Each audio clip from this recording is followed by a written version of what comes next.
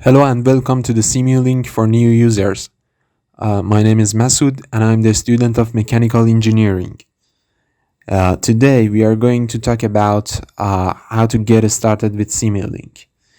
Anyone who has used MATLAB, this is how the interface would look like. We have this command window where you can start up in commands. And to get started with SIMULINK, I will start typing SIMULINK here. And if I hit enter, it opens up a SIMULINK start page. Let's maximize it. What we have here are a few templates that allow new users to get started with.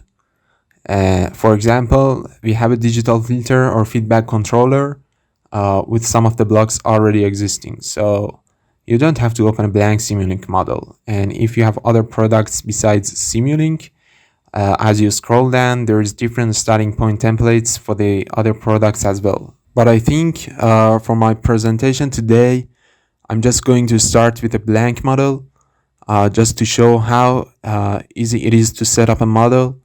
I would like to start with a blank model, and this is how a blank Simulink will look like. As a first step, I just want to save my model, so I will just call it Solid Planet and save it. So we have a blank model and we need to put some blocks inside of here, and the best way to do that is starting with the library browser. So Simulink is a block diagram environment who all you want to do is to bring some blocks, and the blocks can be accessed from the Simulink library browser. I just clicked the library browser from the menu here, and that brings up this library browser, which has not only Similar but all other products and several blocks that you can simply drag and drop. So you don't have to build some of these blocks on your own, but you can use some of the pre-existing blocks. So for the first example, let's build a very simple model which takes in a sine wave input, amplifies it by a factor, and a way to just work with signals. Okay, so for that, I will use source library, which has different blocks that act as signal source. And as you can see, you can have a constant value as a signal source, and I'm looking for a sine wave. So I will just bring in the sine wave block.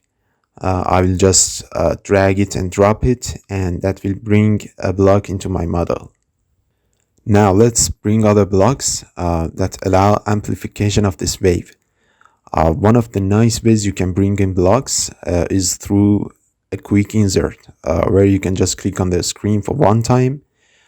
It will bring up a search magnifying glass. You can start typing the name of the blocks if you already know what to use. Let's say we want to add a gain block. Usually we know that gain is what is used to, multiply a particular value by a factor. So I will type that in, and that showed me all the search results from various different libraries that are available. Just looking and mapping back to the library browser, it tells you everything with the word gain, every block that has the word gain in that. To know which one to choose, you can see underneath each name tells you the name of the product, where the block exists, and then the sublibrary. So I'll just use the math operation library and bring in that gain block. Say I want to multiply it by a factor of 3. I can just enter 3 here, but if you miss that or just run for the default value, you can always double click and change the value here. And as you go through your modeling exercise, you might want to try several values as it works for you, so you can do that.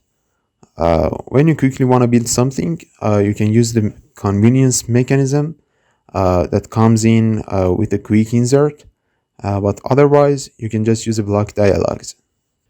Then once you have a couple blocks here, connecting these two is very simple. Drag signal and join it to the next block next to it. And now that we have an input, we have amplified it by a value. We want to visualize it theoretically. We know that it should multiply that signal by 3. So for visualizing, scope is the most popular way in which you can visualize signals within Simulink. Now I will add two parts for this because I want to visualize the output signal, which is this. Yeah, anytime you align two blocks, I'm gonna get basically an alignment indicator to help you create a nice looking diagram. Now, to connect this block, I just simply drag the signal and add it to the scope block.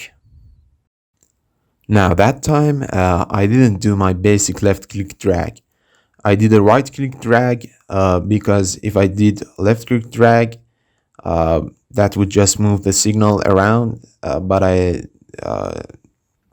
do a right click that will branch off the signal, and once you have a branch you can simply drag it with the left click. Okay, so I will just select the branch and delete it for now, and then I can use some of the keyboard shortcuts like a spacebar to fit whole model to view, or you can zoom and pan using the mouse wheel. That's allows you to look at your model. Yeah, the library browser open up our scope block so we can see our simulation results and simply run the simulation. Once I run it, you see the input, which is a sine wave with amplitude of 1. It is amplified by a factor of 3. You see the output here. So you run the simulation just to make sure that everything is behaving the way we expect it to behave. And so we are pretty happy. This is a pretty common workflow. You build up your model. Anytime you're making changes, you want to press play as often as possible. So that basically keeps you honest. You are always verifying to make sure that what we are building can be simulated.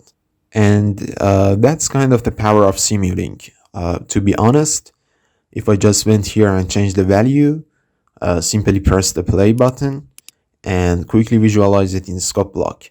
So that's what you would want to do with Simulink.